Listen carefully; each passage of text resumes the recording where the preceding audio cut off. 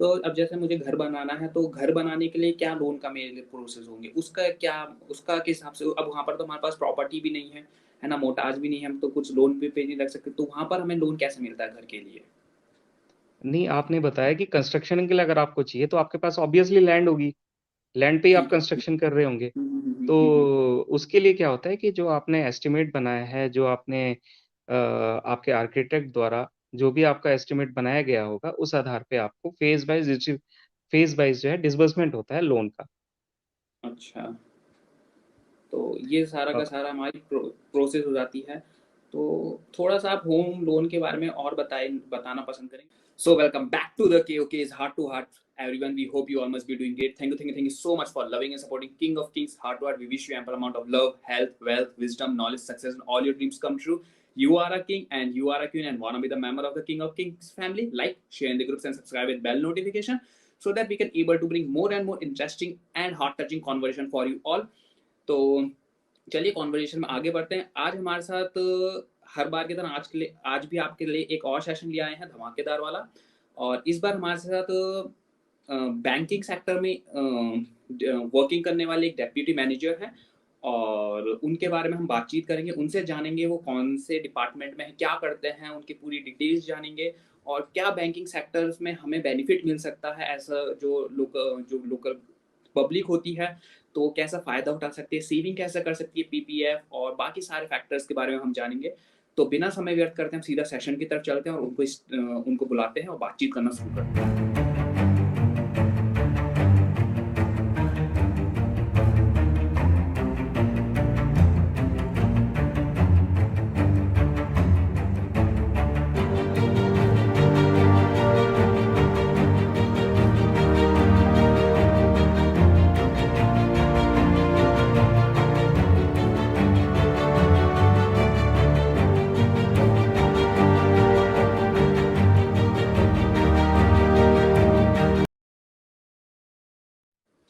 So welcome to KOK's heart to heart mister Naveen Gola sir.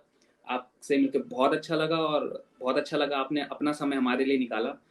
तो आप अपने बारे में कुछ बताएँगे हमें? थैंक यू योगेश, मुझे अपने चैनल पे बुलाने के लिए। अ, और आप बहुत अच्छा काम कर रहे हैं इस समय यूथ्स के लिए।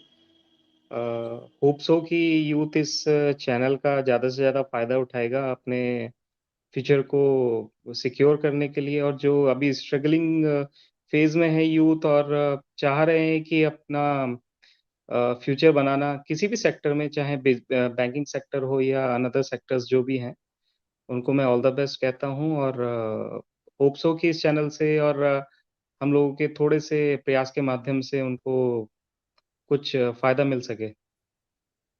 तो आपका बहुत अच्छा लगा, आपने हमारे बारे में 2 शब्द बोले। Thank you so much. आपकी ये अच्छा लगा। तो देखिए बिना समय व्यर्थ करे हम सीधा आगे चलते हैं। हम आपके बारे में जानना पसंद करेंगे, आपकी जर्नी जानना पसंद करेंगे सबसे पहले कि एज़ अ डिप्टी मैनेजर के पद पे आज आप पहुँचे हैं।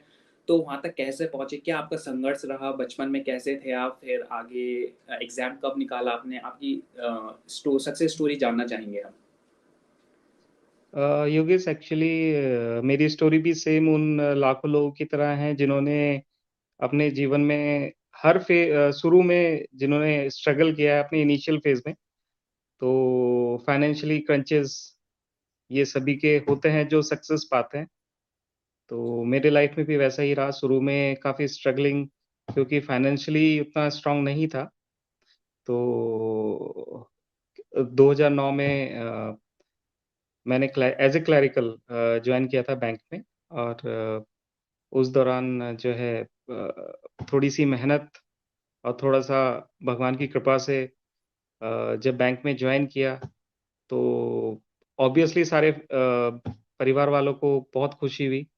और उस समय एज भी ज़्यादा नहीं थी, बिल्कुल 18-19 साल में जॉइन किया था। तो लोग कहते थे कि यार कुछ अपने बारे में बताइए कि इतना जल्दी आपने कैसे जॉइन किया, जबकि बैंक को क्रैक करना बहुत थोड़ा-सा मुश्किल लगता है, क्योंकि बैंक अच्छा एग्ज़ाम है, मतलब अगर आप देखें और पेपर्स के प्रोस्पेक्टिव में, तो अ, वही हुआ कि 2009 में जब बैंक जॉइन किया तो काफ़ी लोग इम्प्रेस थे। उन चीज़ों से कि काफ़ी मेहनत की है और मेहनत तो होती ही है, साथ में आपका जो है ऊपर वाले की कृपा बहुत ज़रूरी है साथ में और परिवार वालों का सपोर्ट, वो भी बहुत ज़रूरी है। तो 2009 में जब बैंक जॉइन करने के बाद इनिशियल फ़ेज़ में एज़ ए क्लर्क बैंक में काम किया। उसके बाद प्रमोशन लिया बैंक में। बैंक में प्रमोशन जो है 2015 में लेने के बाद आज 2023 है, तो एज़ ए डिप्टी मैनेजर मैं बैंक में कार्यरत हूँ। अच्छा, तो आप 2009 से मतलब आपको अभी तक 14 साल हो चुके हैं वर्किंग सेक्टर में। तो जी। आप हमें, जैसे आपने बताया आप डेप्यूटी मैनेजर की पोस्ट पे हैं, तो थोड़ा-सा हम पहले जानना चाहेंगे क्लेरिकल पोस्ट पे जब आए थे तो वहाँ पर आपकी जॉब अपॉर्च्युनिटी क्या थी? वहाँ पर आपको क्या करना पड़ता था? और आज आप डिप्यूटी मैनेजर के पद पे हैं, तो आज आपको क्या क्या काम में आपके चेंज आया वैसे? योगेश एक्चुअली हर जो फ़ेज़ है बैंकिंग सेक्टर में उसके जो चैलेंजेज़ हैं वो अपने रोल के हिसाब से होते हैं। एज़ ए क्लर्क आप जो है सिंगल विंडो क्योंकि आप फ्रंट फेस हो बैंक का, तो हुँ, हुँ। होता क्या है कि जब आप एज़ ए क्लर्क जॉइन कर रहे हैं, तो आपको फ्रंट फेस बन के पब्लिक को डील करना है। तो कहते हैं वो first impression is the last impression. तो जो आप इंप्रेशन देते हैं पब्लिक को, वही जो है इंप्रेशन पब्लिक की नज़र में जाता है बैंक के प्रति, क्योंकि आप बैंक को रिप्रेज़ेंट कर रहे हैं। तो ये सभी बैंकों के लिए है, तो उसी तरह से क्लरिकल में जब थे तो हम बैंक को रिप्रेज़ेंट करते थे, आज भी बैंक को रिप्रेज़ेंट कर रहे हैं, तो बहुत ज़रूरी है कि आपका जो व्यक्तित्व है, आपकी बातों से झलकना चाहिए और क्योंकि आप बैंक से रिलेटेड है, बैंक हमारी फैमिली है, बैंक हमारा गार्डियन है, तो इसीलिए जो है हम जैसे अपने माता-पिता को सम्मान देते हैं, उसी तरह से हमें अपने बैंक के प्रति सम्मान है, क्योंकि वो हमारा पालन-पोषण कर रहा है। तो उसने हमें यहाँ तक पहुँचाया है, उसी के माध्यम से आज हमारे परिवार का भी गुज़ारा चल रहा है। तो क्लरिकल में क्योंकि शुरुआत था, जॉइनिंग थी और जो फाइनेंशियल क्रंचेस फेस किए थे इनिशियल लाइफ़ में, वो काफ़ी हद तक दूर किए बैंक ने अपनी सेवा के माध्यम से और आज तो आप देख ही रहे हैं कि जब हम डिप्टी मैनेजर के पद पे हैं, तो ऑब्वियसली थोड़ा-सा फाइनेंशियली भी स्ट्रॉन्ग हुए हैं, सोशली भी स्ट्रॉन्ग हुए हैं और काफ़ी मदद मिली है क्योंकि जो 14 साल का पीरियड है, इस 14 साल के पीरियड में काफ़ी कुछ सीखने को मिला है, एक्सपीरियंसेस काफ़ी रहते हैं। स्ट्रगल होता है क्योंकि जितनी बार आप आगे बढ़ते हैं, आपको फेलियर, सक्सेस सब कुछ देखना पड़ता है और ये तो पार्ट है लाइफ़ का कि भई आप जितना आगे चलते जाएँगे, उतना आपको लाइफ़ सिखाती चली जाएगी। तो अ, बस यही है कि आज बहुत कुछ तो नहीं सीखे हैं, जितना भी सीखे हैं जितनी भी एज है, जितना भी लाइफ़ ने सिखाया है, जितना भी बैंक ने सिखाया है, कोशिश कर रहे हैं कि इसी को आगे लेते हुए पास ऑन कर सकें किसी और को, किसी और की मदद हो सके। अच्छा, तो ये तो आपने हमें थोड़ा-सा इसके बारे में, तो इनकी रिस्पॉन्सिबिलिटी क्या होती है एज़ अ डिप्यूटी मैनेजर?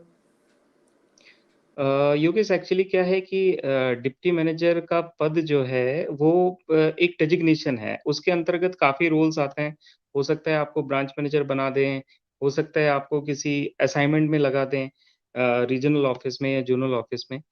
तो किसी भी पद पे वो आपको लगा सकते हैं, तो हर पद के हिसाब से जो आपको रोल असाइन्ड होता है, उसके हिसाब से रिस्पॉन्सिबिलिटीज़ बनती हैं। अब अगर एज़ ए ब्रांच मैनेजर आप बात करें, तो आप होल एंड सोल आपको एक ब्रांच के इंचार्ज हैं आप। अब आपको ब्रांच को रिप्रेज़ेंट करना पड़ता है। तो अब आप लगाइए कि अगर आपको घर अपना चलाना है, तो घर के हिसाब से रिस्पॉन्सिबिलिटीज़ होती हैं। है ना? आपको कस्टमर को सारी सर्विसेज़ देनी है, उनकी नीड्स को पूरा करना है, उनको बिना किसी कंप्लेंट्स के सारी सर्विसेज़ देनी है, आपको ब्रांच के स्टाफ का ख़्याल रखना है और क्योंकि आप पहले भी मैंने कहा था कि आप बैंक को रिप्रेज़ेंट कर रहे हैं, तो वहाँ पे भी हम बैंक को रिप्रेज़ेंट करते हैं, तो जो आप छवि बनाते हैं बैंक की, वो वहीं से बनती है। तो सारे रोल्स टफ़ हैं क्योंकि चैलेंजेज़ हर रोल के अलग हैं। तो एज़ ए ब्रांच मैनेजर भी बहुत टफ रोल होता है और उसको निभाने के लिए भी गट्स चाहिए हिम्मत चाहिए, लेकिन हो जाता है क्योंकि भई जब आप चाहते हो कि आप ऐसी जॉब में हो जहाँ पे आपको पब्लिक सर्विस करनी है, तो एक बैंक अपॉर्च्युनिटी देता है कि पब्लिक सर्विस करने के लिए भी आपको अच्छा मौका दे रहा है बैंक में, एज़ ए ब्रांच मैनेजर अगर आपको अपॉइंट करता है, तो इससे बड़ा रोल तो मुझे नहीं लगता है कि कोई होगा। तो ये आपकी रिस्पॉन्सिबिलिटीज़ को और निखारता है। चैलेंजेस हमेशा रहते हैं, हर जगह रहते हैं, लेकिन एज़ ए ब्रांच मैनेजर आपको काफ़ी चैलेंजेस जब मिलते हैं, तो आपको सीखने को भी काफ़ी कुछ मिलता है। अच्छा, तो डिप्टी मैनेजर के वैसे तो ये चीज़ नहीं पूछना चाहिए, फिर भी हम एक आप रफ़ आइडिया शेयर करना चाहेंगे कि एक डिप्टी मैनेजर की वेतन या गवर्नमेंट जो है सैलरी देती है, वो कितनी देती होगी? योगेश, इनिशियल फ़ेज़ में जब आप एज़ ए क्लरिकल जॉइन करते हैं, तो आज की डेट में जो है मुझे लगता है कि 25 से 30,000 इनिशियल वेतन एक क्लरिकल स्टाफ ले रहा है, और अगर आप एज़ ए डायरेक्ट ऑफ़िसर्स की बात करें, जो एक पीओ आता है, प्रोविज़नरी ऑफ़िसर आता है, उस केस में 52,000 से लेके 55,000 तक का वेतन एक पीओ प्रोविज़नरी ऑफ़िसर लेता है, डायरेक्ट ऑफ़िसर जो होता है। तो इसी के साथ जब आप इतने लंबे समय तक काम करते हैं, तो ऑब्वियसली आपका वेतन थोड़ा-सा बढ़ता चला जाता है, और अगर आप डिप्टी मैनेजर या फिर उससे ऊपर के पद पे हैं, तो लगभग आपको 60-70 हज़ार रुपए के आसपास मिलने शुरू हो जाते हैं। तो जैसे डिप्टी मैनेजर जो होता है, तो डिप्टी मैनेजर के नीचे कौन-कौन सी पोस्ट होती हैं और उसके ऊपर कौन-कौन सी पोस्ट होती हैं वैसे?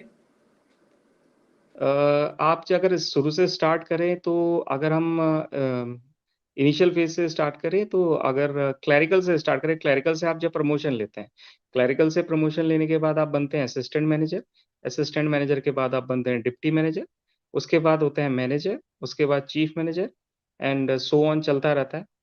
और अगर आप डायरेक्ट ऑफ़िसर भी आते हैं, तो भी रोल वही है। अगर आप एज़ ए प्रोविज़नरी ऑफ़िसर आते हैं, उसके बाद आप डिप्टी मैनेजर बनते हैं, डिप्टी मैनेजर के बाद मैनेजर बनते हैं, फिर चीफ मैनेजर्स, एंड उसके बाद एजीएम, असिस्टेंट जनरल मैनेजर, इस तरह से सीढ़ियाँ हैं अच्छा, करियर तो जैसे प्रोग्रेशन हम की।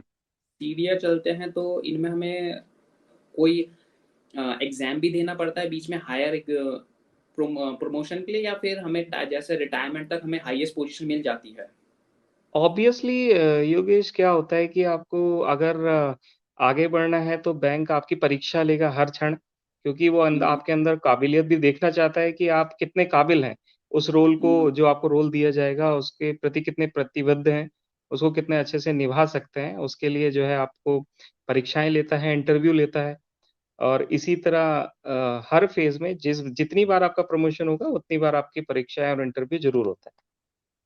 अच्छा, तो मतलब इसके बाद अगर आप मैनेजर की पोस्ट पे प्रमोट होते हैं, तो आपको या तो एग्ज़ाम देना पड़ेगा, या फिर उसके बाद समय के साथ एक्सपीरियंस के साथ आपका प्रमोशन होगा। क्या एग्ज़ाम देना ही पड़ेगा आपको मैनेजर की पोस्ट के लिए, या फिर हाँ, प्रमोशन हाँ, हो वो जाएगा? क्राइटेरिया है कि प्रमोशन के लिए आपको एग्ज़ाम देना ही है। इंटरनल अ क्राइटेरिया ही है बैंक का, तो वो देना ही होता है, और अच्छा। उसको जब आप क्लियर करते हैं, तब आपका प्रमोशन होता तो ये तो आपने हमें एक अपने बारे में बताया, बहुत अच्छा लगा हमें जान के। लेकिन आप थोड़ा प्रोफ़ेशनली जानना चाहते हैं कि बैंकिंग सेक्टर किस तरीके से वर्क करता है, और जो आम आदमी है, जो ग्राहक ग्राहक रहता है हमारा बैंक का, उससे हम उसको किस तरीके से बैंक सपोर्ट कर सकता है? जैसे कि हमारा होता है एक फाइनेंशियल सेक्टर होता है, तो एज़ अ मैनेजर आप बैंक में हैं, तो फाइनेंशियल इश्यूज़ जो एक पर्सन फेस करता है, तो उसकी नॉलेज एक जनरल पर्सन है, उसको कैसे मिलनी चाहिए? फाइनेंशियल फ्रीडम कैसे अचीव कर सकता है वो? और उसको फाइनेंशियल एजुकेशन कैसे ले सकता है वो? तो इस चीज़ के बारे में आप कुछ बताइए आप मेरे है। को। आजकल आप देखेंगे कि सरकार भी काफ़ी इन चीज़ों में प्रयासरत है कि हर व्यक्ति तक बैंक को पहुँचा सके। उसी प्रयास में बैंक ने सरकार ने एक हमारी फाइनेंशियल इंक्लूज़न करके चीज़ें निकाली हैं, ताकि हर छोटे से छोटे नागरिक को वो बैंक उसके घर तक पहुँच सके। फाइनेंशियल इंक्लूज़न में आप जन धन खाते देख सकते हैं। जन धन योजना के अंतर्गत खाते खोले जाते हैं, और वाक़ई अगर आप और थोड़ा-सा डीप जाएँ, तो उसमें हम सुकन्या समृद्धि भी आप देख सकते हैं, सरकार के माध्यम से जो चलाई गई है, सुकन्या समृद्धि योजना, जो गर्ल्स चाइल्ड के लिए है। अच्छी हुँ, हुँ। योजना है, पीपीएफ खाते हैं, जिनके द्वारा वो आप बैंक तक पहुँच सकते हैं या एक सेविंग का ज़रिया आप क्रिएट कर सकते हैं, अच्छे सेविंग का ज़रिया आप क्रिएट कर सकते हैं। तो ये अच्छा प्रयास है। एक जनधन योजना में तो आपको देखिए शून्य खाता होता है, कोई भी बैलेंस रखने की ज़रूरत नहीं होती है और उसमें आपको इंश्योरेंस कवर भी मिल जाता है। अच्छा, तो जनधन खाता कोई भी खुलवा सकता है या कोई लिमिटेड एज के ऊपर है ये कि बच्चे ही खुलवा सकते हैं, बड़े खुलवा सकते हैं ये? या देखिए जनधन खाते के लिए 18 वर्ष से ऊपर की उम्र चाहिए। उससे नीचे जनधन खाता खुल नहीं पाएगा। उससे नीचे के लिए जो है कई बैंक की तरफ से होते हैं, पहला कदम, पहली उड़ान, इस तरह से हमारे खाते भी हैं। हुँ, हुँ। तो जो बच्चे होते हैं वो भी बैंक जो है आजकल अप्रोचेबल है हर चीज़ के लिए, हर एक छोटे से छोटे बच्चे के लिए भी बैंक जो है हर जगह अप्रोचेबल है। अच्छा, तो ये सब आपने हमें बताया, तो एक फाइनेंस के पर्पज़ के हिसाब से हम इसमें देख सकते हैं। तो आप हमें थोड़ा इन्वेस्टमेंट के बारे में बताएँगे? जैसे हमारे पास इन्वेस्टमेंट हो जाता है, यहाँ पर म्यूचुअल फंड हो जाता है, गवर्नमेंट बॉन्ड्स हो जाते हैं, पीपीएफ हो जाता है, एफडीज़ हो जाती हैं और कई सारे और भी होते हैं। तो आप इनके बारे में हमें बताएँगे कि सबसे बेटर ऑप्शन कौन-सा अवेलेबल है? क्योंकि जैसे हमें पता है कि देखिए सेबी जो होती है, हमारी एसईबीआई जो होती है, जो स्टॉक मार्केट को हैंडल करती है, थोड़ा वो बैंक से अलग हट के हो जाती है इन्वेस्टिंग का। तो गवर्नमेंट बॉन्ड उस तरफ जाता है, तो बैंक हमें किस तरह से सपोर्ट कर सकता है सेविंग में वैसे? बैंक हर तरह से सपोर्ट करता है। आज की डेट में आप देखें रिकरिंग डिपॉज़िट आरडी, एफडी होती हैं, आपका पी जो मैंने पहले बताया सुकन्या समृद्धि है, हुँ, पीपीएफ हुँ। है, एसआईपी है, सिस्टमैटिक इन्वेस्टमेंट प्लान। तो और आपके जो आपने कहा गवर्नमेंट बॉन्ड्स, आजकल सॉवरेन गोल्ड बॉन्ड्स भी आते हैं। हुँ, सरकार हुँ। द्वारा लॉन्च होते हैं, उसमें भी आप इन्वेस्ट करके अच्छा पैसा क्योंकि आप सोने के भाव पे गोल्ड बॉन्ड खरीद रहे हैं, ठीक है? तो वो लॉन्ग टर्म इन्वेस्टमेंट अच्छा है क्योंकि सोने के रेट जिस तरह से कुछ पिछले कई वर्षों से ऊपर ही जा रहे हैं, तो ये भी एक इन्वेस्टमेंट का अच्छा ज़रिया है और अगर कोई एसआईपी करता है, आजकल तो मैं यूथ को यही बोलूँगा कि भई आप जो है छोटी-छोटी सेविंग्स ज़रूर करिए। किसी भी अब ये कोई ज़रूरी नहीं कि आप किसी एक फंड में लगाइए, आपको जो उचित लगता है, आप आरडी, एफडी, एसआईपी जो भी आप करना चाहें, एसआईपी आप कर सकते हैं। पीपीएफ में डाल सकते हैं, पीपीएफ अच्छी सेविंग है। सुकन्या समृद्धि अच्छी सेविंग है गर्ल्स चाइल्ड के लिए, क्योंकि उसमें जो है मैक्सिमम 1.5 लाख तक आप डिपॉज़िट कर सकते हो और एक तरह से आपको जो है गर्ल्स चाइल्ड के एम्पावरमेंट के लिए फंड यूज़ कर सकते हैं। पीपीएफ अच्छी सेविंग है, उसमें आप एटीसी के अंतर्गत इनकम टैक्स की छूट भी ले सकते हैं। तो 1.5 लाख तक उसमें मैक्सिमम आप डिपॉज़िट कर सकते हैं। तो अगर आपको सेविंग का देखना है तो इन फंड्स में आप देख सकते हो और कोई ज़रूरी नहीं कि आपको बड़ा फंड ही करना है, छोटे फंड से भी आप स्टार्ट कर सकते हो, 250-500 रुपए से आप स्टार्ट कर सकते हैं।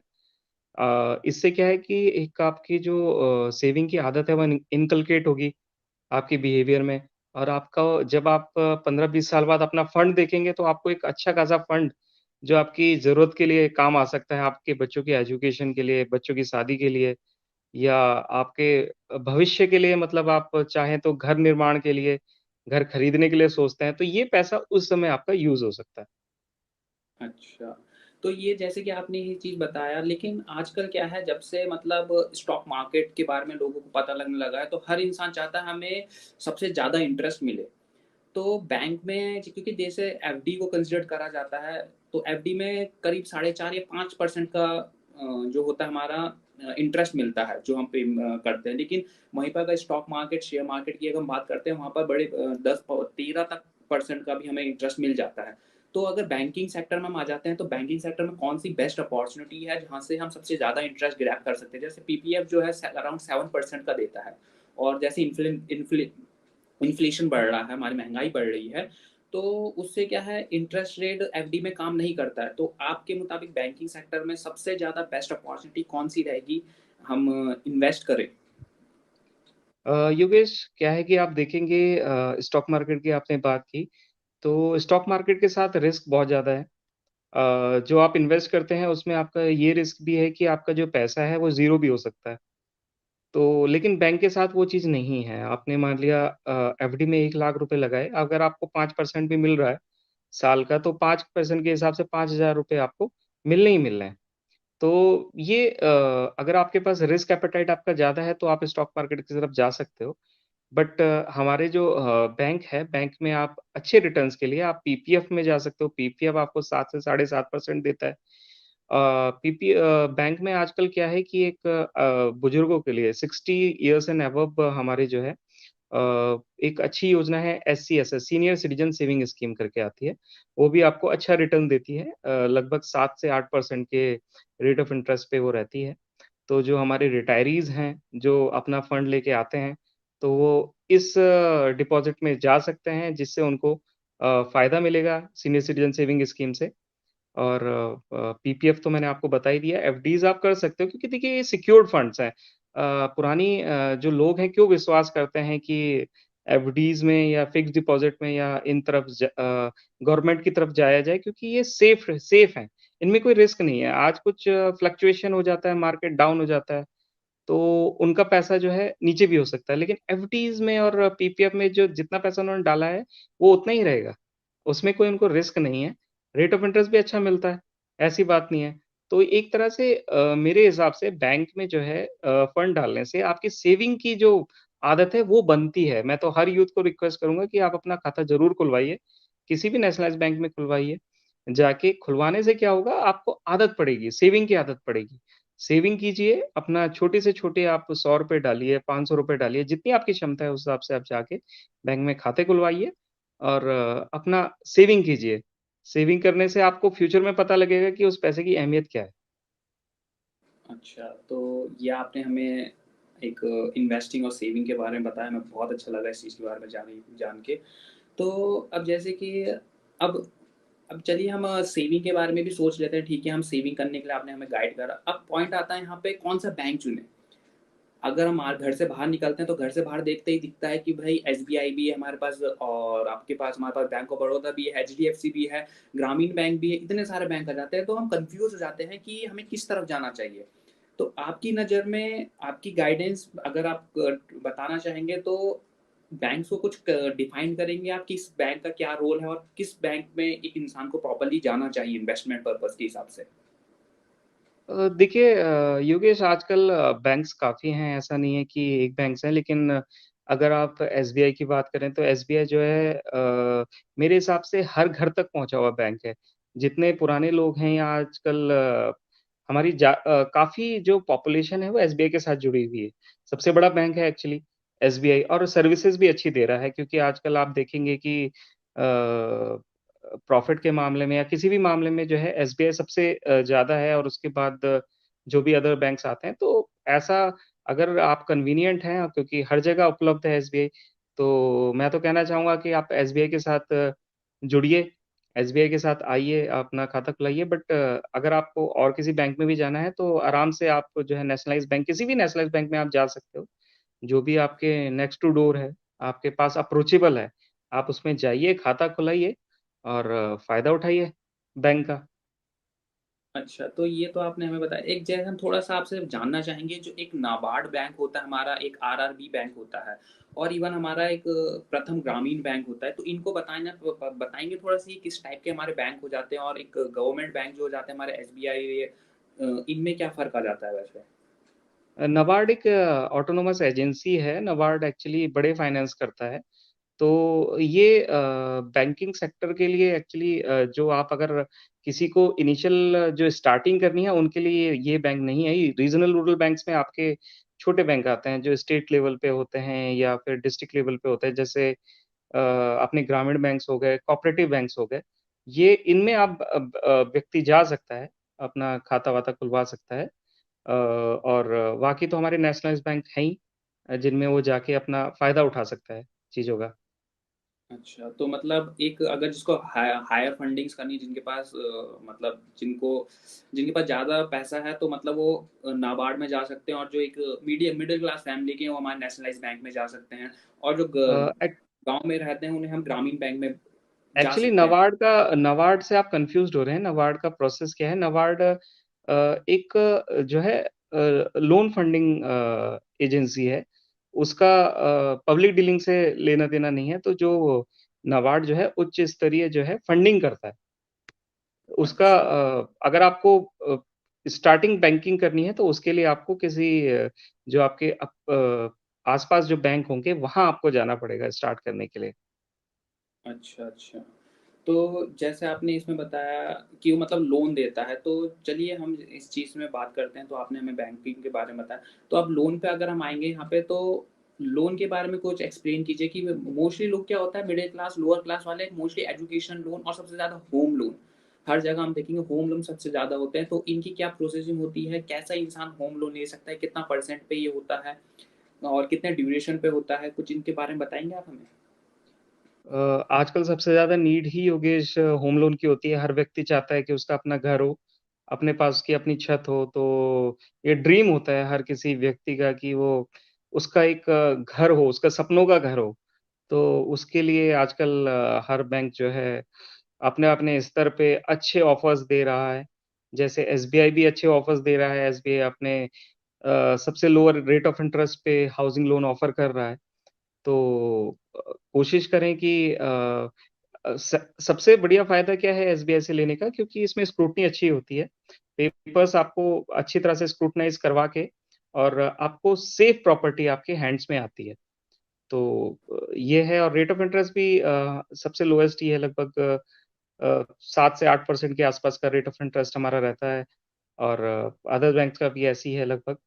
तो और एजुकेशन लोन में भी कोई दिक्कत नहीं है, किसी को अगर देश में पढ़ना है, विदेश में पढ़ना है और किसी अच्छी एनआईटीज़ या किसी अच्छे कॉलेज से वो कर रहे हैं, तो इसमें रिबेट भी उनको मिलता है, रेट ऑफ इंटरेस्ट में।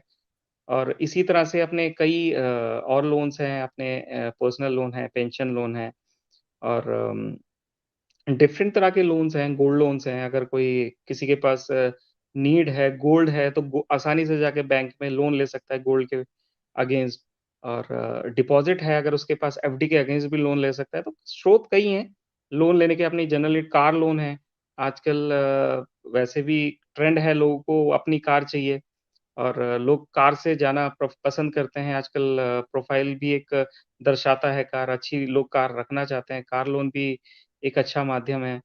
तो हर तरह से बैंक फाइनेंस करता है, हर जगह से सहायता करता है, हर चीज़ के लिए। तो ये इस तरह से हमारे लोन्स हैं।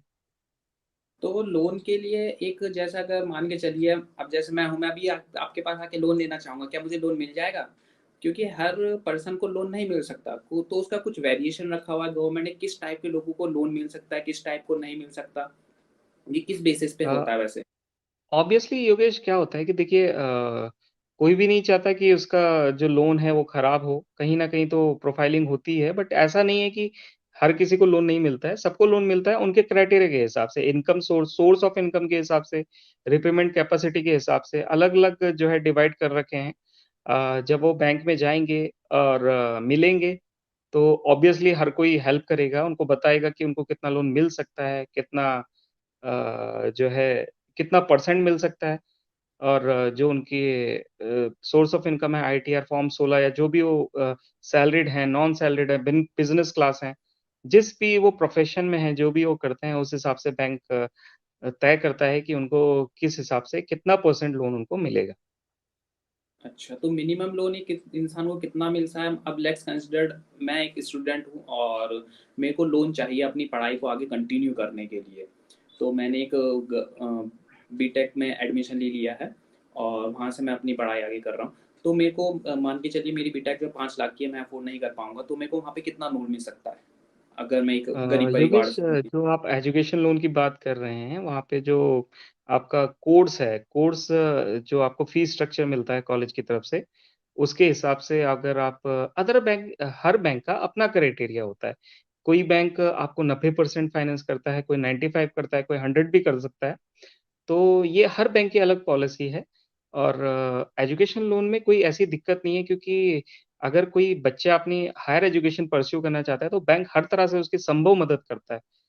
तो इसमें उसको कोई घबराने की ज़रूरत नहीं है, अगर वो एडमिशन चाहता है और अपने सपनों को पूरा करना चाहता है, अपनी ऊँचाइयों को छूना चाहता है, तो ज़रूर आइए, बैंक आपकी ज़रूर मदद करेगा और बिल्कुल आपका जो भी हर संभव कोशिश जो मदद होगी, वो बैंक करने की कोशिश करता है। तो जैसे हमने कई बार हमने आपस में दोस्तों से भी बात करते हुए देखा है, तो दोस्त लोग बोलते हैं कि अगर आप एजुकेशन लोन ले रहे हैं तो आपको अपना मोर्टगेज मतलब घर भी आपको गिरवी रखना पड़ता है।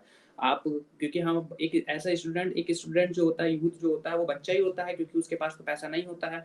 तो वो खुद अपने को कैसे एजुकेशन लोन को आगे प्रोसीड कर सके, सबसे बड़ी बात ये है, क्योंकि योगेश उसके पास एक्चुअली क्या है कि इसमें जो है कुछ अमाउंट होती है जिस सर्टेन अमाउंट तक आपको कोई कोलेटरल नहीं देना होता है। सर्टेन अमाउंट तक आपको कोलेटरल फ्री लोन मिल जाता है। कुछ अमाउंट जब आपकी बड़ी हो जाती है, तो इसमें क्या होता है बच्चे से कोई इसमें को-ऑब्लिगेशन आती है। पेरेंट्स जो होते हैं वो साथ में आते हैं। तो अच्छा, जो सोर्स ऑफ इनकम देखा जाता है वो पेरेंट्स का देखा जाता है, बच्चे का नहीं देखा जाता। बच्चे को तो कोर्स ऑफर कर रहे हैं, फीस स्ट्रक्चर जो उसका है, उस हिसाब से उसको फीस दी जाती है। तो लोन को सिक्योर करने के लिए कहीं न कहीं वो चीज़ें होती हैं और इसी तरह चलता है। अच्छा, तो चलिए जैसे ये एजुकेशन लोग हैं, वहीं पे हम अब घर की बात करते हैं। तो अब जैसे मुझे घर बनाना है, तो घर बनाने के लिए क्या लोन का मेरे लिए प्रोसेस होंगे? उसका किस हिसाब से, अब वहाँ पर तो हमारे पास प्रॉपर्टी भी नहीं है ना? मोर्टगेज भी नहीं है, हम तो कुछ लोन पे नहीं रख सकते, तो वहाँ पर हमें लोन कैसे मिलता है घर के लिए? नहीं, आपने बताया कि कंस्ट्रक्शन के लिए अगर आपको चाहिए तो आपके पास ऑब्वियसली लैंड होगी, लैंड पे ही आप ठीक है। कंस्ट्रक्शन कर रहे होंगे। हुँ, हुँ, हुँ, हुँ, तो हुँ, हुँ। उसके लिए क्या होता है कि जो आपने एस्टीमेट बनाया है, जो आपने आपके आर्किटेक्ट द्वारा जो भी आपका एस्टीमेट बनाया गया होगा, उस आधार पे आपको फ़ेज़ वाइज़ जो है डिसबर्समेंट होता है लोन का। अच्छा, तो ये सारा अ का सारा हमारी प्रोसेस हो जाती है। तो थोड़ा-सा आप होम लोन के बारे में और बताना आज आपसे मौका मिला हमें बात करने का, थोड़ा हम होम लोन के बारे में और जानना चाहेंगे, तो आप अपनी तरफ से कुछ बताना पसंद करेंगे हमें? देखिए क्या है कि बैंक जो है आजकल तो काफ़ी बैंक्स जो है प्लॉट खरीदने के लिए भी लोन देते हैं। हुँ, हुँ।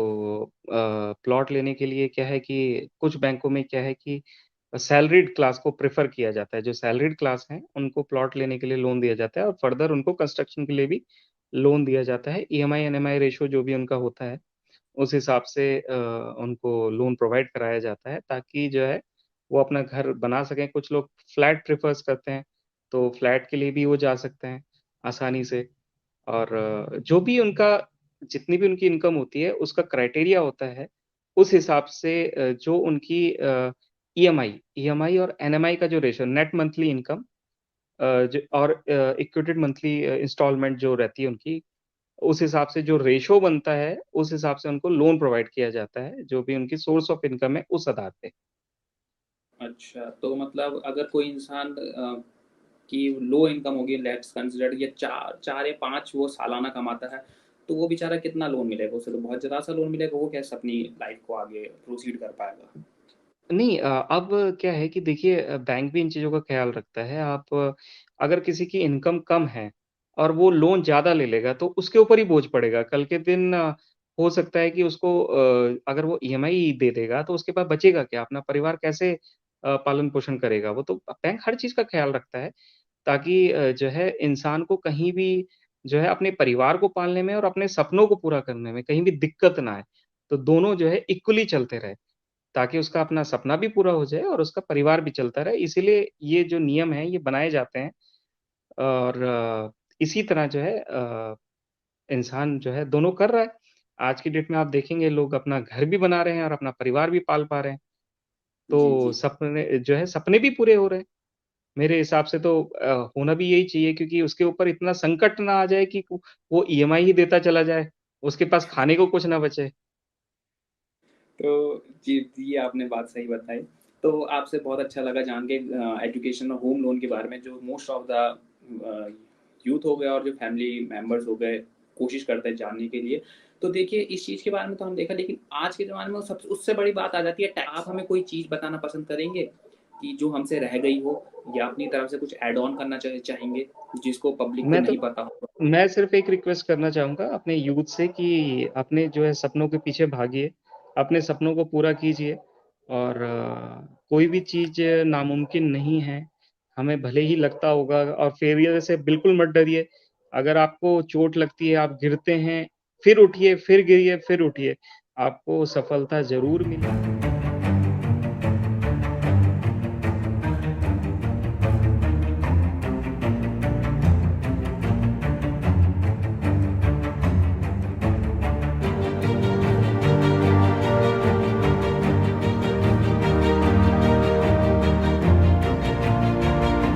इस चीज़ के बारे में तो हम देखा, लेकिन आज के ज़माने में सबसे उससे बड़ी बात आ जाती है टैक्स। आप घर भी बना लेंगे, सब कुछ तैयार, लेकिन अब आ जाता है टैक्स की बारी। यहाँ पर जब टैक्स देने की बारी आती है तो आजकल जो टैक्स चल रहा है वो 30% का टैक्स मोस्ट ऑफ द चीज़ों पे चल रहा है। कोई इंसान अपनी सैलरी लेके आता है, उसे 30% अपनी सैलरी गवर्नमेंट को सर्व करनी पड़ती। तो बेचारा, मेरे को इस चीज़ की बताइए, एक इंसान अपना टैक्स डिडक्शन, टैक्स सेविंग कैसे कर सकता है? कोई प्रोसेस है वैसे, ऐसा कोई सैलरीड पर्सन, बिजनेस क्लासेस और अदर जो सेक्टर्स में वर्क करते हैं, वो अपने टैक्स डिडक्शन को कैसे सेव कर सकते हैं? देखिए, कई तरीके हैं अपना टैक्स को जो है सेव करने के लिए, तो काफ़ी आपके पीपीएफ है, सुकन्या समृद्धि है, आजकल तो म्यूचुअल फंड्स भी कई आते हैं जो टैक्स सेविंग होते हैं, एफडीज़ भी टैक्स सेविंग होती हैं और सबसे अच्छा जो टैक्स सेविंग होता है वो हाउसिंग लोन से होता है। तो ये कई तरीके हैं जो है आप एटीसी में रिबेट ले सकते हैं, आजकल एनपीएस है, एनपीएस में आप नेशनल पेंशन स्कीम में एडिशनल 50,000 तक का टैक्स बेनिफिट ले सकते हैं, यानी जो 1.5 लाख का स्लैब है वो बढ़ के 2 लाख हो जाता है। तो ये कई अच्छा। तरीके हैं जिसके चलते जो है टैक्स सेविंग आप ज़्यादा कर सकते हैं। जो टैक्स पेमेंट होती है, मैंने ये चीज़ शायद से कहीं पे रीड किया था कि आपकी जब 3 लाख, अगर आपकी सालाना इनकम 3 लाख रुपए है, तो आपको उससे नीचे टैक्स नहीं देना पड़ता है। जी, जी, जी। जी। और उसके ऊपर अगर आपकी सैलरी है तो आपको फिर टैक्स देना पड़ता है। देखिए, इसमें भी स्लैब्स हैं, स्लैब्स इनकम स्लैब्स बने हुए हैं कि आपको अगर थोड़ा-सा मेरे को अभी याद नहीं आ रहा है, लेकिन इसमें अगर 3 लाख तक की आपकी इनकम है, एनुअल इनकम, तो आपको टैक्स नहीं देना है। उसके ऊपर अगर आप आते हैं 6 लाख या 7 लाख तक तो 5% है, फिर आपका 10% है और फिर आपका 30% है, अगर आपका कुछ टैक्स स्लैब ऊपर जाता है। तो हमारे यहाँ कई एचएनआई कस्टमर वो भी होते हैं अपने काफ़ी लोग हैं, तो वो जो है 30% के स्लैब में जाते हैं और स्लैब्स बने हुए हैं एक्चुअली टैक्स के लिए भी। हर किसी को ये नहीं है कि 30% ही देना है, जो जिस स्लैब में आ रहा होगा उसको उस हिसाब से इनकम टैक्स देना है। अच्छा, स्लैब से मतलब हम ये कह सकते हैं जिसकी जितनी सैलरी होगी उस हिसाब से उसे हाँ, टैक्स ये देना भारत पड़ेगा। सरकार ने निर्धारित किया हुआ है कि आपको इस स्लैब के अंतर्गत इतना जो है टैक्स आपको देना है। उसमें जो है अगर 5 लाख तक की इनकम है तो 0 टैक्स है, टैक्स नहीं देना है आपको। 8 लाख तक की इनकम है तो आपको 5% देना है। उससे 10 लाख तक की है तो 10%, इस तरह से जो है जितना ऊपर आप जाते रहेंगे उस हिसाब से आपका टैक्स स्लैब बढ़ता चला जाता है। अच्छा, तो जैसे हम ये टैक्स स्लैब में बात करते हैं, आपने बताया हमें इससे हम अपना सेविंग कर सकते हैं। तो हमने जैसे बैंक में जाते हैं, तो बैंक में सबसे पहले जाते हैं, मल्टीपल टाइप्स ऑफ अकाउंट होते हैं हमारे। तो उन अकाउंट को डिफाइन करेंगे कि जैसे कि हमारा करंट हो जाता है, सेविंग हो जाता है और डीमैट हो जाता है और कई सारे होते हैं। तो आप हमें बताना पसंद करेंगे कि ये किस तरीके से हमारे अकाउंट्स होते हैं और कौन-सा अकाउंट किस चीज़ के लिए यूज़ होता है? देखिए सेविंग अकाउंट आप नाम से ही समझ गए होंगे बचत खाता। बचत के लिए ही होता है। नॉर्मल पीपल्स जो होते हैं हमारे जितने लोग हैं अपनी सेविंग के लिए उस खाते को खोला जाता है, बचत खाते को। बचत खाते में भी आपके वेरिएंट्स हो सकते हैं, उसमें भी कई वेरिएंट्स हो जाते हैं। इसी तरह करंट अकाउंट जो है, करंट अकाउंट चालू खाता जिसको बोलते हैं, वो व्यापारी अपना यूज़ करते हैं व्यापार करने के लिए।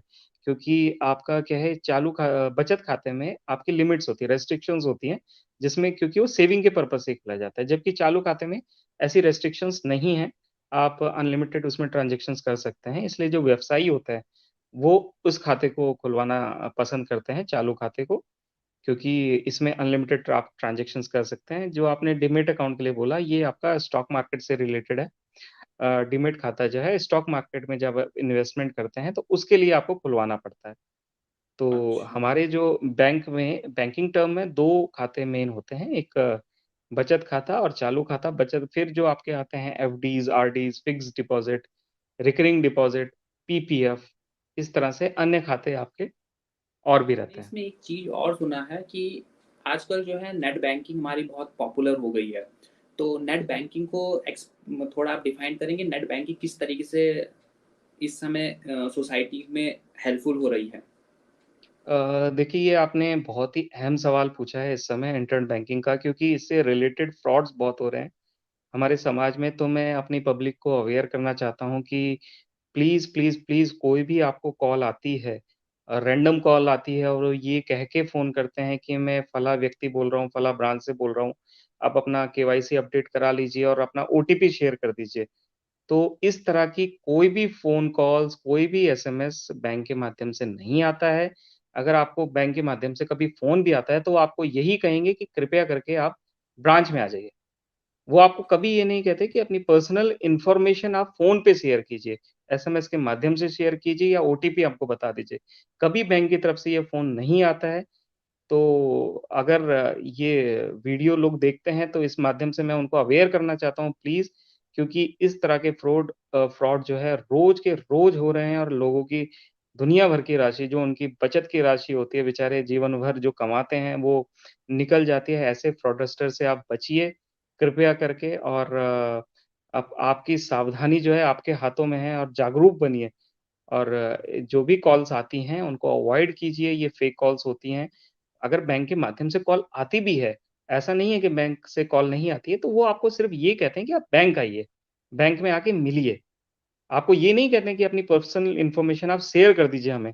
वो आपको ज़रूर ये बोलेंगे, आपको बोलेंगे अगर केवाईसी के लिए भी आता है, तो यही बोलेंगे कि आप बैंक आ जाइए, ब्रांच आ जाइए। तो और इंटरनेट बैंकिंग तो आज हर युवा, हर मध्यम वर्गीय या फिर आप किसी भी एज ग्रुप का आप उठा लीजिए व्यक्ति को, बिना इंटरनेट बैंकिंग के तो उसका काम ही नहीं चल रहा है। यूपीआई और लोग आजकल क्या है कि बैंक जाना भी प्रेफ़र नहीं करते हैं क्योंकि सारी चीज़ें उनके घर बैठे ही हो जाती हैं। इंटरनेट बैंकिंग इस तरह से उनके डे टू डे लाइफ़ में समा चुका है कि आप लगा सकते हैं कि अगर आपको किसी को फंड ट्रांसफ़र करना है तो आप वेट नहीं करेंगे कि मुझे बैंक जाना है या आज संडे है, छुट्टी है, सैटरडे है, छुट्टी है। तो मेरे पास इंटरनेट बैंकिंग है, मैं इंस्टेंट आपका ट्रांसफ़र कर सकता हूँ। चीज़ें तो काफ़ी यूज़फुल है, लेकिन ये यूज़फुल तभी है जब आपने और जो क्रेडेंशियल्स हैं वो आप ही के पास हैं, जो आपके लॉगिन आईडी पासवर्ड है, प्लीज़ किसी को शेयर नहीं कीजिए। आप ये सिक्योर्ड होते हैं, अपने पास रखिए, किसी को भी शेयर करने की ज़रूरत नहीं क्योंकि शेयर करने से क्या होता है कि अगर किसी के पास आपकी इन्फॉर्मेशन पहुँच जाती है, तो फ्रॉड के चांसेस बढ़ जाते हैं। और हम यही चाहेंगे कि आपकी जो धनराशि है वो सुरक्षित रहे। आपकी जो कमाई हुई जो क आपने इतने खून-पसीने से कमाई हुई धनराशि है, उसको आप सेफ रखिए और अपने जो इंटरनेट बैंकिंग का आईडी पासवर्ड है, किसी से प्लीज़ शेयर मत कीजिए। अपने जो भी आपकी ऐप्स होती हैं बैंकिंग रिलेटेड, उनको सिक्योर्ड रखिए।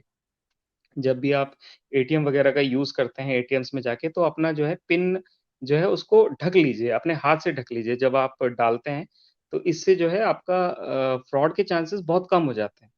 आजकल तो कई ऐप्स ऐसी हैं कि अगर आपको बाय द वे कभी ऐसा हो भी जाता है, गलती से चीज़ें हो जाती हैं, तो आपका रेस्ट्रिक्शंस भी लग जाती हैं एटीएम कार्ड में। आजकल ऐप्स जो है, आपका लिमिटेड रिस्क कर देती हैं। आप उसमें लिमिट सेट कर सकते हैं कि जो है मैं 5,000 10,000 से ज़्यादा ट्रांज़ैक्शन नहीं करना चाहता हूँ। तो आप उसमें लिमिट सेट कर दीजिए। अगर इन केस कुछ गलत हो भी जाता है, तो आपको नुकसान जो है कम अमाउंट का होगा। अच्छा, वैसे आज आपने हमें भी एक बहुत अच्छी सीख दी है कि जब भी अपना पिन डालें एटीएम कार्ड पे तो अपना हाथ रख के ढक के डालें, क्योंकि हम भी आज तक जब पिन डाला करते थे खुल के डाला करते थे बिना डर के, अरे कोई देख लेगा तो कोई दिक्कत नहीं, कार्ड तो मेरे पास ही है। पर आपने आज मेरे को बहुत अच्छी एक अपॉर्चुनिटी दी है, एक अच्छी गाइडेंस दी है और कि अपना हाथ ढक के हम एक्चुअली पिन डाल सकते हैं। ये बहुत सारे लोगों का आई लिटरली थिंक कि एक 99% लोगों को इस चीज़ की आइडिया नहीं होगा कि वो अपना पिन को कैसे छुपा के कर सकते हैं।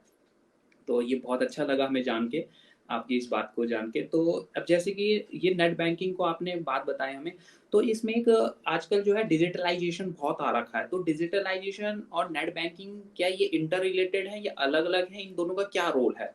क्या ये किस तरीके से बेनिफिशियल है हमारे लिए आज? डिजिटलाइज़ेशन का मतलब ही योगेश यही है कि पूरी तरह से इंडिया को हम डिजिटलाइज़ करना चाहते हैं। आप विदेश की बात करते हैं, तो विदेश में देखिए आप जो लोग हैं वो बैंक में कम जाते हैं। क्यों जाते हैं? क्योंकि सब एजुकेटेड हैं आज की डेट में और सब घर बैठे जो है सारा काम हो रहा है। बैंक जाने की ज़रूरत भी नहीं पड़ रही है। बैंक हम किस लिए जाते हैं कि फंड ट्रांसफ़र करने के लिए, किसी अमाउंट को निकालने के लिए आजकल वैसे भी कैश का उपयोग लोग जो है कम कर रहे हैं।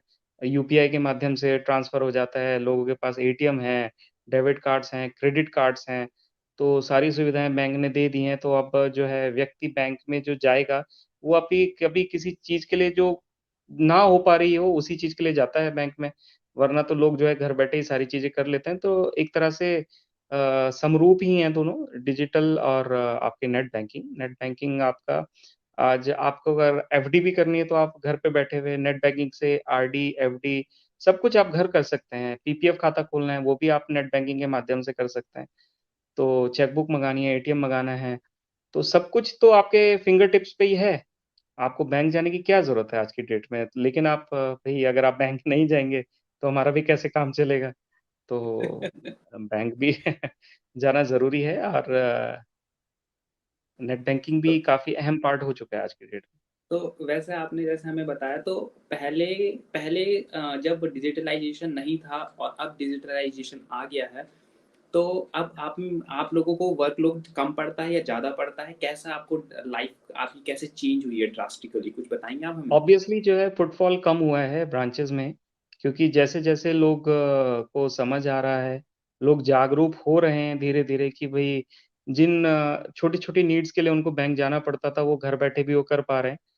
तो इस चीज़ से काफ़ी बदलाव आ रहा है लोगों में और होप सो कि जो भारत सरकार का इनिशिएटिव है यूपीआई के लिए, तो इस ये तो आजकल मुझे लग रहा है कि हर कॉमन आदमी, आप हों, हम हों, सभी लोग उस चीज़ को यूज़ कर रहे हैं यूपीआई को। तो आज छोटा से छोटा आदमी भी जो है, छोटे से छोटा आय वाले व्यक्ति भी जो है यूपीआई को बहुत यूज़ करता है।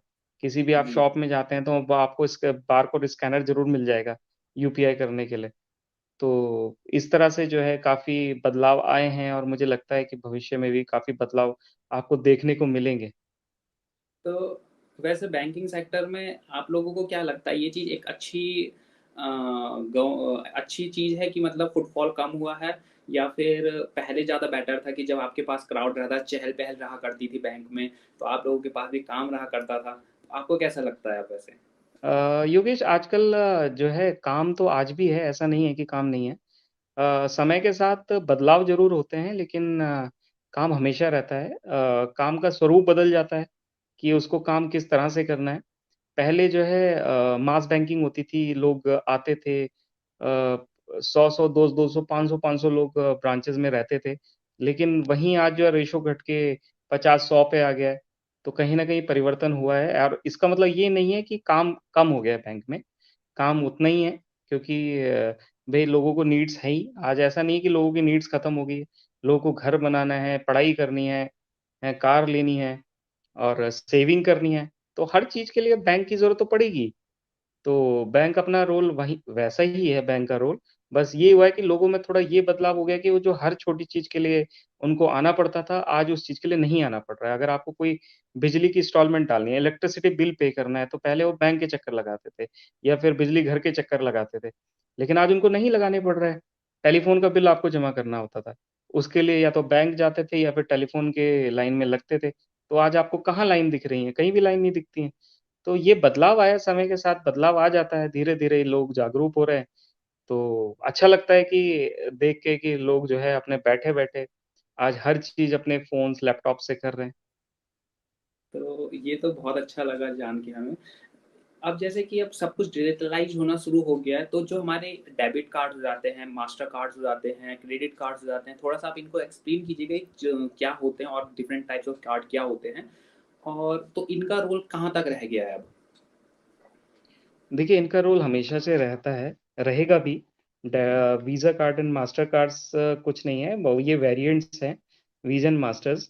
तो कहीं पे कोई काम करता है, कहीं पे कोई काम करता है और एक थोड़ा-सा आपको एक जानकारी आपके माध्यम से लोगों को और देना चाहता हूँ कि जो लोग अपना डेबिट कार्ड या डेबिट कार्ड यूज़ करते हैं, ये ज़रूर देख लीजिएगा कि कई बैंक्स जो हैं, उसपे इंश्योरेंस ऑफ़र्स भी देते हैं। आपको थोड़ा पता होना चाहिए कि जो आप डेबिट कार्ड या जो भी आप कार्ड यूज़ कर रहे हैं, मास्टर, वीज़ा, जो भी जिस भी स्वरूप का आप कार्ड यूज़ कर रहे हैं, उसपे एक बार अपने जिस भी बैंक का आप यूज़ कर रहे हैं, वहाँ बैंक के माध्यम से आप जाके अपने इंश्योरेंस कवर आप पता कर लीजिएगा कि उसपे इंश्योरेंस कवर मिल रहे हैं या नहीं मिल रहे हैं। क्योंकि कई दफ़े हमें पता नहीं होता है और उसपे इंश्योरेंस कवर होता है। तो क्या होता है कि कई दफ़े हमारे साथ मिसहैपनिंग हो जाती है। तो वो जो पैसा है, वो आपके परिवार वालों के लिए काम आएगा। और कई कई जो बैंक्स हैं वो एयर एक्सीडेंटल भी उसमें देते हैं उन कार्ड्स में। एयर एक्सीडेंटल भी इंश्योरेंस होता है। तो कई लोग जो है ज़्यादा सफ़र करते हैं हवाई जहाज़ वग़ैरह से और कुछ मिसहैपनिंग होती है तो उनके परिवार वालों को कम से कम ये पता हो कि इस कार्ड पे इतना इंश्योरेंस कवर है। तो वो उस व्यक्ति की क्षतिपूर्ति तो नहीं कर सकता, लेकिन कहीं न कहीं उसको जो है एक फाइनेंशियल थोड़ा हेल्प हो जाती है। तो इसलिए अपने जो भी आप कार्ड्स यूज़ कर रहे हैं, उसपे आपको इंश्योरेंस का पता होना चाहिए कि उसपे इंश्योरेंस कवर है या नहीं। अच्छा, तो इंश्योरेंस कवर ये डेबिट कार्ड पे भी होता है या फिर मास्टर और वीज़ा कार्ड पे ही होता है ये हमारा? देखिए योगेश क्या है कि वीज़ा और मास्टरकार्ड वेरिएंट है। तो ये जो है डेबिट कार्ड में भी होते हैं, क्रेडिट कार्ड में भी होते हैं। क्रेडिट कार्ड में इंश्योरेंस कवर शायद ना हो, लेकिन डेबिट कार्ड में ज़रूर होता है। मतलब किसी-किसी वेरिएंट में आपको इंश्योरेंस कवर मिल जाएगा, हर वेरिएंट में नहीं मिलता है। लेकिन जैसे जनधन खाते होते हैं, उसपे शायद आपको 2 लाख रुपए तक का कवर मिल जाता है। अच्छा, तो ये तो काफ़ी अच्छा लगा। तो जैसा आप वेरिएंट बोल रहे हैं, वेरिएंट से मतलब क्या है? वीज़ा और मास्टर कार्ड में वेरिएंट देखिए से कंपनीज़ हैं, देखिए वीज़ा कंपनी है, मास्टर कंपनी है। अब 2 कंपनी जो है एक सेक्टर में लड़ाई कर रही है। तो हर जी, किसी के जी। अपने फ़ायदे हैं, वीज़ा के भी अपना फ़ायदा है और मास्टरकार्ड का भी अपना फ़ायदा है। हैं दोनों एक ही चीज़, कोई अलग नहीं है। अच्छा, तो ये आपने हमें कार्ड्स के बारे में बताया। तो अब जो हमारे पास मार्केट में एक और चीज़ बहुत पॉपुलर है, मतलब पॉपुलर तो नहीं, बहुत कम रहती है और ये मोस्टली जो हमारे बड़े-बुजुर्ग होते हैं उन्हीं को ज़्यादा पता होती है। तो हमने मोस्टली वर्ड्स जो सुने हुए हैं कि आईएमपीएस के बारे में सुना हमने, इमीडिएट पेमेंट सर्विस के बारे में सुना हुआ है, और ये हमारा आरटीजीएस हो जाता है हमारा, तो जिसे हम रियल टाइम ग्रोस इन्वेस्टमेंट बोला जाता है, सेटलमेंट बोला जाता है। और दूसरा हमारा एक और हो जाता है, एनईएफटी हो जाता है ये, तो जिसे नेशनल इलेक्ट्रॉनिक फंड ट्रांसफ़र कहा जाता है। तो इन तीनों के बारे में आप कुछ बताएँगे क्या चीज़ है? थोड़ा-सा इन्हें ब्रीफ में बताइएगा, क्योंकि ये वर्ड्स क्या हैं, क्या नहीं है, क्योंकि बहुत कम लोग इन चीज़ों के बारे में जानते हैं, मोस्टली बड़े-बुजुर्ग ही इन चीज़ों के बारे में जानते हैं। आप हमें इन चीज़ों के बारे में थोड़ा अच्छे से बताएँगे तो अच्छा लगेगा। योगेश ऐसा नहीं है कि ये सिर्फ़ बड़े-बुज़ुर्ग ही जानते हैं, आजकल सारे यूथ्स इनसे अवेयर हैं और आईएमपीएस से इमीडिएट पेमेंट सिस्टम होता है। आप इंस्टेंट जो है बिना बेनिफिशियरी ऐड किए हुए आप फंड ट्रांसफ़र कर सकते हैं। इसमें कुछ सर्टेन लिमिट्स होती हैं कि आप 25,000 या फिर हर बैंक अपने हिसाब से उसमें लिमिट सेट देता है। तो इसका फ़ायदा ये होता है कि आपको बेनिफिशियरी ऐड करने की ज़रूरत नहीं है। बिना बेनिफिशियरी ऐड किए ही जो है कुछ लिमिट तक अमाउंट ट्रांसफ़र कर सकते हैं। एनईएफटी में जो है आप कितनी भी अमाउंट तक कर सकते हैं एनईएफटी में फंड ट्रांसफ़र। आरटीजीएस जो है 2 लाख से ऊपर ही होता है बेसिकली और रियल टाइम है।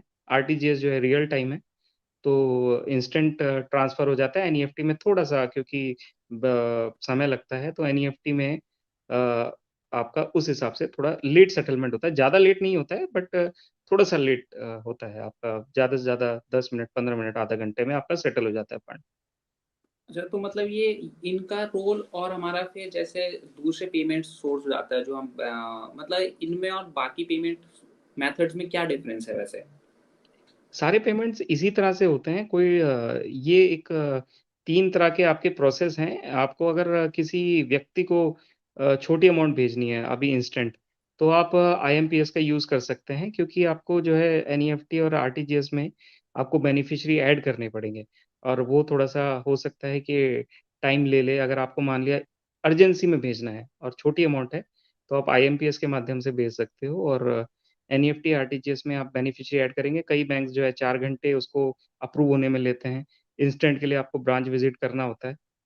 तो इस तरह से ये काम करता है।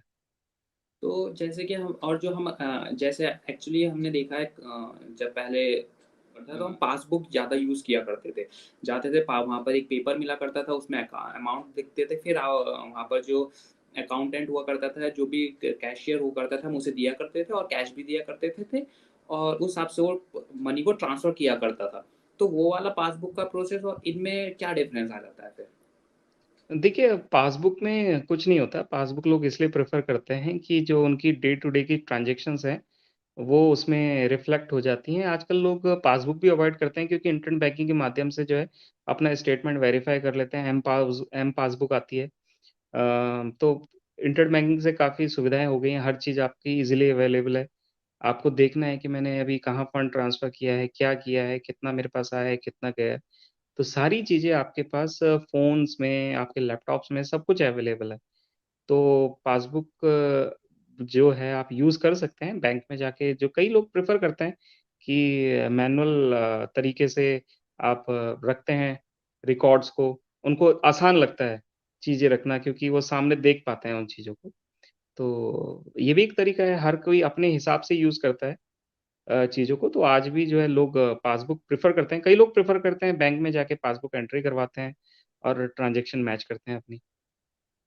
अच्छा, तो इनमें ज़्यादा कोई डिफरेंस नहीं है, बस वो एक पासबुक का मेथड हो गया और ये हमारा जाके फिर पेमेंट पेमेंट करने का एक दूसरा मीडियम हो गया, बस ये जो हमारे जो हमने बिल्कुल। आपको थीम जी, बताया।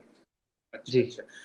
तो ये जो हमारा अब इनके बारे में आपने बताया, हमें ये एनपीए क्या होता है, इसके बारे में आप कुछ हमें बताना पसंद करेंगे? एनपीए ये NPA NPA non actually profitable asset जो हो जाता है हमारा। बैंकिंग रिलेटेड टर्म है। एक्चुअली क्या है कि जो लोग लोन्स खराब हो जाते हैं उनसे संबंधित है।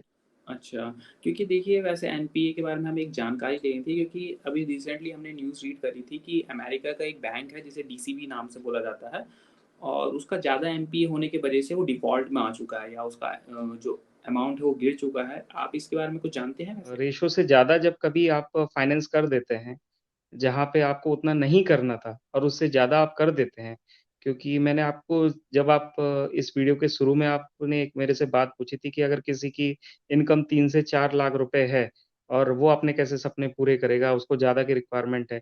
तो यही कारण होता है कि जब आप उसको उसकी लिमिट से ज़्यादा फाइनेंस कर देते हो, उस पे कर्ज़ का बोझ ज़्यादा आ जाता है, तो लोन खराब होने के चांसेस ज़्यादा बन जाते हैं, इसीलिए एनपीए हो जाता है और इसीलिए जो है दिक्कतें शुरू हो जाती हैं।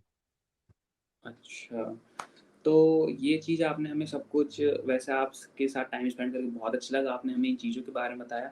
तो हमने आपसे कॉन्वर्सेशन इतनी करी, तो आप हमें कुछ अपनी तरफ से जैसे हमने कुछ मिस कर दिया, हमने आपसे इतने सारे प्रश्न पूछे, आपसे जानकारी करी, आप हमें कोई चीज़ बताना पसंद करेंगे कि जो हमसे रह गई हो, या अपनी तरफ से कुछ ऐड ऑन करना चाहेंगे, जिसको पब्लिक को मैं तो नहीं पता हो? मैं सिर्फ़ एक रिक्वेस्ट करना चाहूँगा अपने यूथ से कि अपने जो है सपनों के पीछे भागिए, अपने सपनों को पूरा कीजिए और कोई भी चीज़ नामुमकिन नहीं है। हमें भले ही लगता होगा और फेलियर से बिल्कुल मत डरिए। अगर आपको चोट लगती है, आप गिरते हैं, फिर उठिए, फिर गिरिए, फिर उठिए। आपको सफलता ज़रूर मिलेगी। आप किसी भी फ़ील्ड में जाना चाहते हैं, चाहे बैंकिंग है, यूपीएससी है या जो भी आपकी चॉइस का फ़ील्ड है, प्लीज़, प्लीज़, प्लीज़ हार मत मानिए। यूथ से यही रिक्वेस्ट है कि अपने जी-जान लगा के पढ़िए और जब तक आपका सपना पूरा ना हो, आप उसको छोड़िए मत। क्योंकि विवेकानंद जी की हमारी कोट भी है कि भई उठो, जागो और लक्ष्य तक पहुँचने से पहले रुको मत। तो बहुत ज़रूरी है कि आप अपने लक्ष्य को पाना चाहते हैं तो आपको संघर्ष करना पड़ेगा, लेकिन जो संघर्ष करने के बाद आपको जो राह मिलेगी, जो आपको इनाम मिलेगा ना, उससे आपका दिल खुश हो जाएगा और आप बोलेंगे कि जो मैंने मेहनत की थी, वो सच में सक्सेस हो गई। आपके माता-पिता, आपका समाज, सब आपको देखिए बहुत एप्रिशिएट करेगा। जो आपके माता-पिता के सपने हैं, उनको पूरा कीजिए, आपके सपने पूरा कीजिए और सबकी रिस्पेक्ट कीजिए, देश की रिस्पेक्ट कीजिए, भारत की रिस्पेक्ट कीजिए और खुश रहिए। ये मेरे शब्दों के तो साथ समापन करना चाहता हूँ। तो ये आपने यूथ के बारे में हमें बताया। हम एक चीज़ जानना चाहेंगे, जो हर इंसान, हम इस सवाल के लिए सबसे ज़्यादा एक्साइटेड रहते हैं हर पर्सन के लिए, कि देखिए आप ने करीब काफ़ी अच्छी एज जी ली है, आपने एक अच्छा लाइफ एक्सपीरियंस हो चुका है लाइफ का। तो आप हमें अपनी लाइफ में से कुछ ऐसी चीज़ बताना पसंद करेंगे, जो आपने पूरी लाइफ में अपने 35 ईयर्स के करियर में जो भी आपने एक्सपीरियंस गेन किया है, आपने क्या गेन किया है, और क्या बताना चाहेंगे उसमें से कि लाइफ क्या चीज़ है, उसको किस तरीके से डिफाइन करेंगे आप? देखिए, लाइफ़ कोई ना एक पल का चीज़ नहीं है क्योंकि वो हर पल आपको नए एक्सपीरियंस देती है। आपको ये लगने लगता है कई दफ़े कि आप चलते-चलते कि मेरे को सब कुछ आ गया है, लेकिन ये पॉसिबल नहीं होता है। क्योंकि लाइफ़ आपको हर क्षण, हर पल कुछ ना कुछ सिखाती रहती है।